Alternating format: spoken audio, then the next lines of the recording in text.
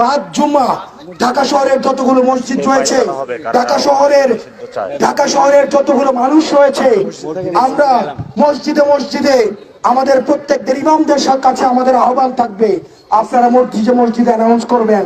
আপনারা ভুলে যান না, আপনাদেরকে এই আওয়ামী লীগ দাড়ি টুপি টেনে টেনে মসজিদ থেকে বের করেছে। আপনার খুদ্া পর্যন্ত গণভবন থেকে ঠিক করে দেওয়া হতো। প্রিয় সহযোদ্ধা, অন্যান্য যে ধর্মাবলম্বী ভাইয়েরা রয়েছেন, আমরা বাংলাদেশপন্থী প্রত্যেকটা নাগরিক সবাইকে আমরা আহ্বান জানাবো। প্রিয় দেশবাসী, আজকে 5 জুম্মা আমরা এই যমুনার সামনে ফোয়ারাতে মঞ্চ তৈরি করা হচ্ছে।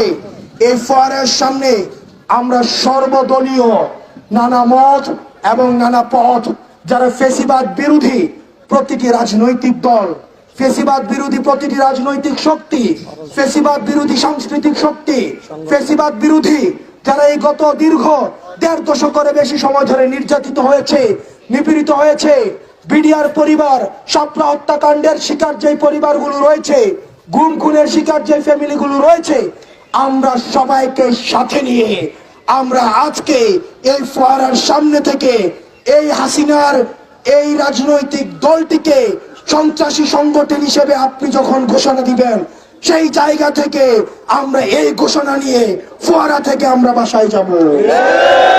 সেই পর্যন্ত সারা বাংলাদেশের জনগণকে আমরা বলবো, আপনারা নেমে আসুন। আপনারা জনতার কাতারে যেভাবে 5 আগস্টে নেমে এসেছিলেন, যেভাবে জুলাই নেমে এসেছিলেন, ঠিক সেভাবে নেমে আসুন। আমরা